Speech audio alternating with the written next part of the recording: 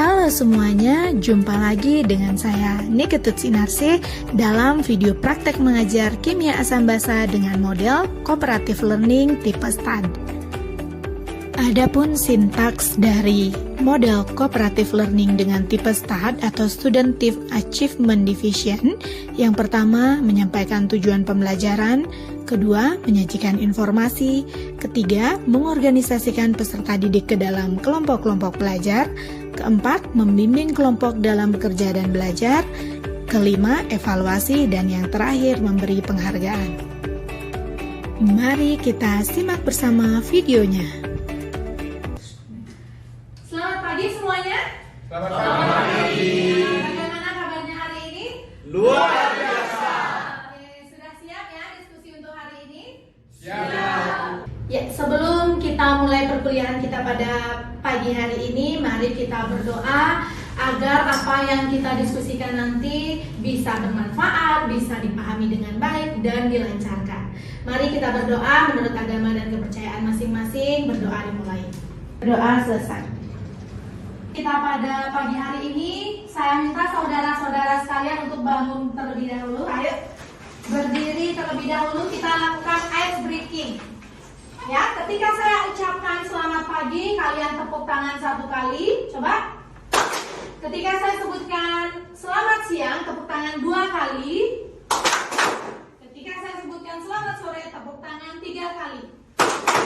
Ketika disebutkan selamat malam, tidak tepuk tangan. Bisa ya? Selamat pagi, selamat sore, selamat siang, selamat sore, selamat pagi, selamat malam.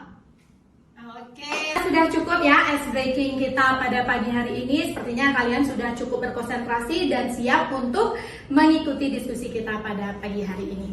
Nah, di sini saya memiliki sebuah video, jadi kalian semuanya bisa menyimak ya video ilustrasi atau animasi yang berkaitan dengan materi yang akan kita pelajari.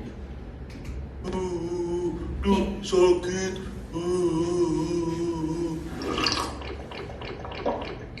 Enaknya kopi rasa vanila. Astaga, kau lihat apa udah sakit begini? Malah minum kopi lagi. Jangan gitu dong, Bung. Aku sama Mata kan butuh kopi tahu, biar konsen dan melek kerjain proyek Roro Jonggrang. Pikirin proyek orang nyongkrong. Pikirin nih, ganti rasa lambung. Ya elah, jadi dia nih lambung yang sakit. Kenapa kita jadi yang kena juga sih? Oke, berdasarkan video yang sudah Ibu tunjukkan, informasi apa yang kira-kira sudah kalian peroleh? Coba, ada yang bisa? Oke, banyak ya yang berminat di sini. Coba, Widi. Baik, informasi yang saya dapat yaitu kopi merusak lambung sehingga menyebabkan lambung itu menjadi sakit. Oke, bagus sekali ya, Widi. Kemudian ada lagi yang lain? Wih, banyak ya. Oke, coba ada. Lambung terasa sakit karena adanya asam lambung yang berlebih. Oke, bagus sekali ya. Terima kasih Adel untuk partisipasinya. Ya, jadi banyak sekali informasi yang sebenarnya kita sudah peroleh melalui video animasi tadi. Nah, tahukah kalian bahwa di dalam lambung ada suatu asam, yaitu asam lambung ya. Nah, di mana asam lambung itu secara kimia itu ada namanya. Ada yang tahu kira-kira apa nama kimia dari asam lambung? Oke, coba halus. Asam klorida itu. Oke, bagus sekali ya. Yang lain setuju? Yang tadi angkat tangan? Setuju. Nah, jadi tentunya kalian tahu dalam mengatasi asam lambung umumnya kita menggunakan obat MAH ya, atau biasanya disebut sebagai antasida. Karena kalau kita lihat komposisi dari antasida itu mengandung magnesium hidroksida yang bersifat basa. Tahukah kalian kenapa antasida ini bisa mengatasi asam lambung, sedangkan kopi itu justru memperparah? Ada yang tahu? Tidak ya? Nah, inilah yang akan kita pelajari nanti ya. Jadi ini berkaitan dengan materi asam basa. Inilah yang akan kita pelajari pada pagi hari ini. Nah, capaian dari pembelajaran kita hari ini, yang pertama, saudara diharapkan untuk mampu mendeskripsikan dan menganalisis konsep terkait asam basa beserta karakteristiknya. Kemudian yang kedua, saudara diharapkan mampu menganalisis bagaimana cara mengidentifikasi asam basa, dan yang terakhir mampu menganalisis asam basa dalam kehidupan, khususnya dalam kesehatan. Sudah ya? Oke, untuk itu dalam mencapai tujuan tersebut pada hari ini kita akan melakukan model pembelajaran cooperative learning namanya, yaitu tipe STAD, yaitu Student Team Achievement Division, di mana nanti saya akan tunjukkan materi di awal, kemudian kita akan bagi kelompok dan melakukan diskusi ya, diskusi di kelompok masing-masing. Sudah ya? Nah, jadi ini materinya. Jadi kalian bisa simak terlebih dahulu materi awalan terkait dengan asam basa ya. Silahkan disimak terlebih dahulu. Hello everyone, welcome to chemistry class. Mari kita belajar kimia dengan menyenangkan. Halo semuanya, pada video kali ini kita akan membahas mengenai asam dan basa. Mari kita simak bersama video ini. Atau asam sianida. Begitu pula dengan basa. Basa juga sangat banyak sekali ada di sekitar kita, misalnya pada sabun, obat mah, dan soda jika dilarutkan di dalam air. Karakteristik basa yaitu memiliki pH di atas 7, terasa pahit, terasa licin jika dipegang menggunakan tangan. Coba. Baik, sepertinya sudah cukup ya materi terkait asam basa tadi perkenalannya. Sekarang seperti yang sudah saya jelaskan sebelumnya, silakan membentuk kelompok sebanyak 4 orang per kelompok ya. Dan saya harap tiap kelompok itu heterogen, jadi jumlah wanita dan prianya hampir seimbang. Kemudian memiliki kognitif yang beragam pula. Jadi jangan nanti yang IP tinggi dengan IP tinggi, semua IP rendah dengan IP rendah, enggak. Ya, jadi harus beragam. Selain itu juga saya harap tiap kelompok itu berasal dari daerah yang berbeda-beda. Ya, jadi kita utamakan keberagaman di sini. Silakan membentuk kelompok. Jadi ada kelompok A, B, dan C.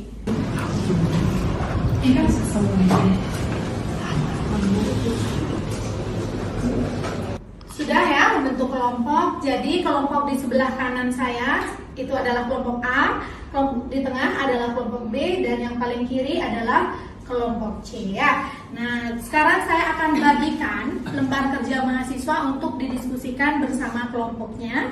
Silahkan nanti didiskusikan, dan setelah itu saya akan minta satu persatu perwakilan dari masing-masing kelompok untuk mempresentasikan hasil diskusinya ya. Ini ya. Jadi nanti untuk kelompok 3, untuk ketika kalian presentasi kalian baca ya. Jadi dibaca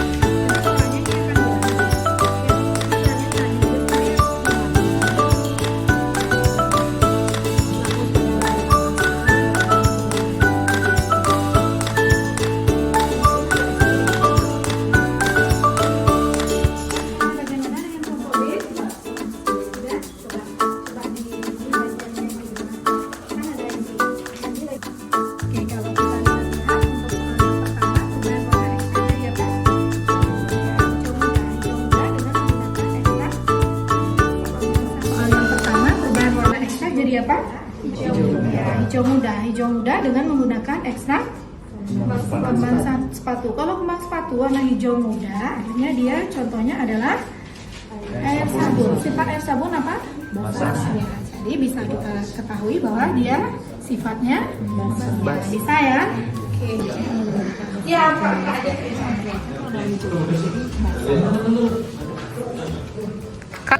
Baik, karena waktunya sudah 30 menit, saya rasa sudah cukup ya untuk diskusi di kelompok masing-masing. Dan sekarang saya minta masing-masing perwakilan dari anggota kelompok untuk mempresentasikan hasil dari diskusinya. Untuk asam basa ya, teori asam basa. Kelompok B terkait dengan analisis indikator ya, indikator asam basa. Dan yang C apa tadi? Manfaat ya, manfaat asam basa dalam kehidupan. Jadi analisisnya bagaimana ya? Silakan mulai dari kelompok A. Siapa yang akan maju kelompok A? Oke, silakan Harsya mewakili kelompoknya untuk mempresentasikan terkait. Baik, di sini saya akan mempresentasikan kelompok A terkait teori asam dan basa. Yang pertama, sifat asam mengubah lambus menjadi merah. Yang kedua, asam. Yang ketiga, kesat. Dan keempat, pH kurang dari 7. Yang kedua, sifat basa mengubah lambus menjadi biru. Yang kedua, bersifat pahit, licin, dan pH lebih dari 7. Selanjutnya saya akan membacakan teori asam dan basa. Yang pertama, teori asam basa menurut Arrhenius.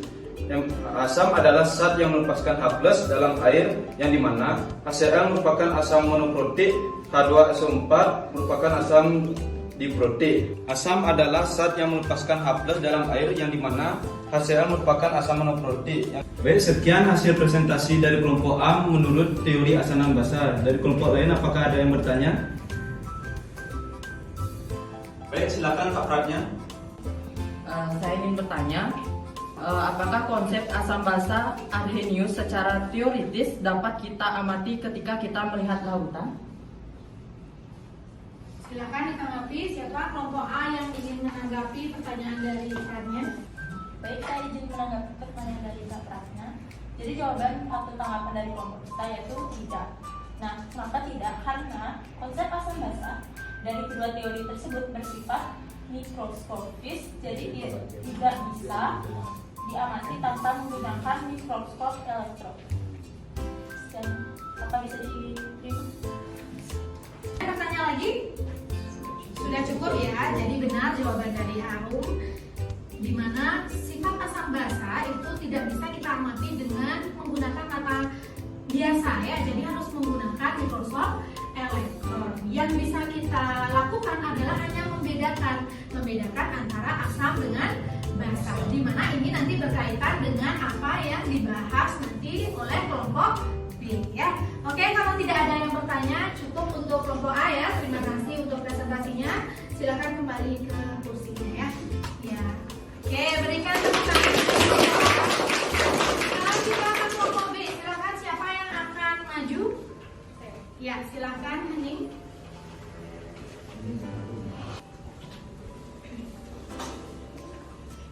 Baik, sebelumnya Om Swastiastu. Mohon izin untuk memaparkan hasil diskusi dari kelompok B, yaitu mengenai indikator asam basa. Sifat asam dan basa dapat diketahui dengan menggunakan indikator.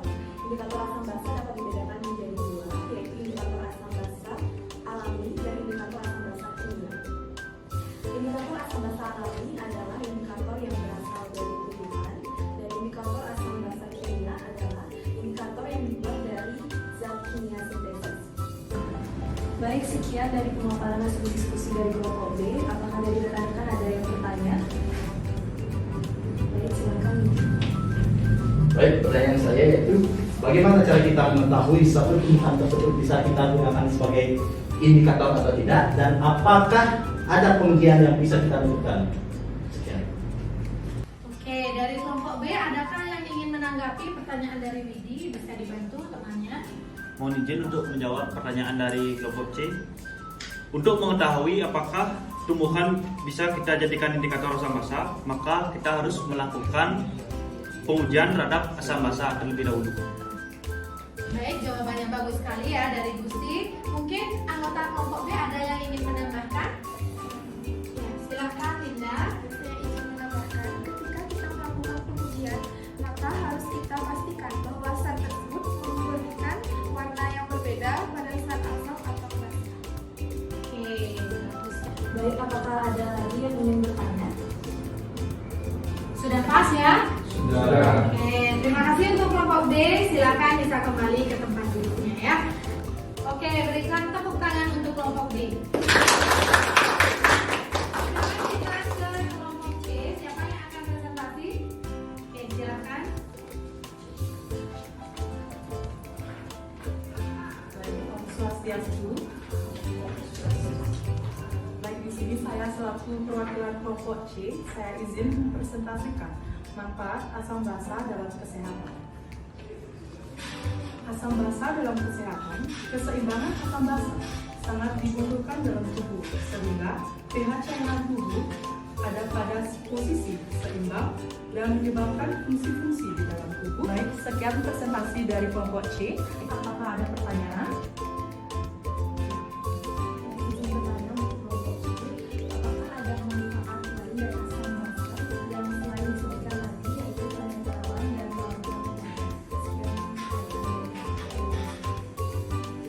Silakan kelompok B, ada yang ingin menanggapi pertanyaan dari Henning? Izin saya menambahkan jawaban dari Ning.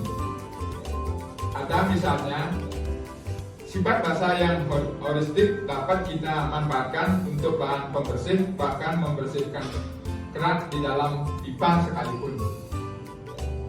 Oke, sudah bagus sekali jawaban dari Bapak Budi. Ada yang ingin menambahkan dari kelompok C?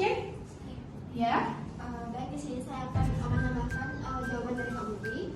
Selain itu, secara hasil reaksi penertalan, yaitu garam memiliki banyak peran dalam kehidupan kita seperti NaCl sebagai pengawet, bumbu dapur, dan sebagainya. Oke, bagus sekali ya jawaban dari Delia. Nah, jadi itu ya, manfaat dari asam basa itu sebenarnya sangat banyak sekali. Contohnya seperti yang sudah dijawab tadi oleh Pak Budi, di mana asam basa khususnya dalam hal ini basa bisa membersihkan kerak yang ada di dalam pipa sekalipun. Jadi sangat bermanfaat sekali untuk kehidupan kita ya. Selain itu juga reaksi penetralan dari asam basa yaitu garam memiliki manfaat yang banyak. Contohnya sebagai bumbu dapur kan. Kemudian apa lagi? Untuk pengawet, untuk mengawetkan ikan dan sebagainya. Jadi seperti itu ya. Ada yang ingin bertanya lagi? Sudah pas? Oke, silakan kelompok C ditutup. Sekian presentasi dari kelompok C. Saya tutup dengan perasaan. Baik, presentasi dan diskusi yang sangat seru sekali ya, baik antara kelompok A, B, dan C. Nah, saya lihat hasil dari diskusi kalian di kelompoknya dan hasil presentasi itu sangat baik sekali dan sudah sangat tepat.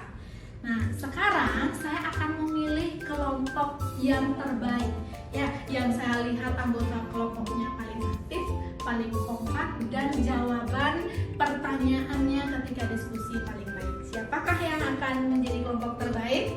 Oke, kelompok yang terbaik jatuh pada kelompok B. Untuk kelompok B, masing-masing anggota kelompok nanti akan Ibu berikan tambahan poin. Dan untuk kelompok lain jangan berkecil hati ya. Masih ada banyak kesempatan kalian untuk menjadi kelompok yang terbaik. Dan tentunya sebenarnya semua kelompok itu sudah sangat baik sekali. Oke? Baik saudara mahasiswa, karena diskusi sudah berakhir, sekarang bisa kembali ke tempat duduknya masing-masing seperti tadi ya. Silakan bisa kembali. Dan untuk yang terakhir, siapakah yang bisa memberikan kesimpulan dari apa yang sudah kita bahas dan diskusikan pada pagi hari ini? Ada? Silakan nih. Baik, yang dapat saya simpulkan adalah konsep asam basa ada 3 jenis, yaitu konsep asam basa Arrhenius, Bronsted-Lowry, dan Lewis. Arrhenius, menurut Arrhenius, asam itu adalah zat yang menghasilkan H+ dalam air, dan basa adalah zat yang menghasilkan OH-. Sedangkan menurut Bronsted-Lowry, asam adalah zat yang mendonorkan H+, donor H+, sedangkan basa adalah zat yang menerima H+ atau akseptor H+. Selanjutnya, menurut Lewis, asam adalah zat yang memberi pasangan elektron, sedangkan basa adalah zat yang menerima pasangan elektron. Identifikasi asam basa dapat dilakukan menggunakan indikator, baik alami atau buatan. Jenis indikator buatan itu ada Lamus, indikator universal, larutan indikator, dan pH-meter. Dan yang ketiga, peranan asam basa dalam kehidupan khususnya kesehatan sangat banyak, yaitu sifat asam basa yang paling menetralkan dan kombinasi asam basa dalam mempertahankan pH dengan membentuk larutan penyangga dalam tubuh. Oke, bagus sekali ya jawaban dari Henning. Yang lain ada yang ingin menambahkan? Sudah cukup. Oke, itu sebenarnya sudah sangat tepat sekali apa yang sudah dipaparkan oleh Henning, di mana asam basa itu ada 3 jenis. Tadi ada apa saja? Arrhenius, Bronsted-Lowry, dan Lewis. Di mana Arrhenius, Bronsted-Lowry, itu ketiga-tiganya memiliki karakteristik yang berbeda ya. Kemudian untuk indikator asam basa itu ada 2 jenis, ada indikator alami dan buatan. Untuk alami berasal dari tumbuh-tumbuhan, sedangkan yang buatan berasal dari zat kimia. Dan yang terakhir, manfaat asam basa sangat banyak dalam kehidupan kita, khususnya dalam kesehatan, misalnya adalah pada reaksi penetralan asam basa di dalam lambung dan juga iya benar, larutan penyangga untuk mempertahankan pH, sehingga terjawab tadi kan di awal kita melihat ya, kira-kira kenapa obat asam lambung itu bisa memperbaiki asam lambung, sedangkan kopi malah memperburuk kondisi asam lambung. Kenapa kira-kira? Ada yang bisa memberi jawaban? Ya, Widi silakan. Menurut saya kopi itu mengandung asam, yang dimana asam tersebut malah menambah asam lambung dalam tubuh. Dan sedangkan obat asam lambung itu bersifat basa, yang dimana basa tersebut menetralkan asam lambung yang ada di dalam tubuh. Oke, terima kasih Widi. Yang lain gimana? Setuju? Setuju. Ya, benar sekali ya. Jadi pertanyaan kita di awal sudah terpecahkan. Jadi asam lambung itu bisa diatasi oleh obat lambung atau antasida karena mereka saling menetralkan. Sedangkan kopi itu bersifat asam sehingga menambah jumlah asam di dalam lambung. Itulah yang menyebabkan lambung kita malah semakin sakit. Sudah sampai di sana ya? Saya sangat puas sekali dengan respon dan keaktifan dari saudara-saudara sekalian pada pagi hari ini.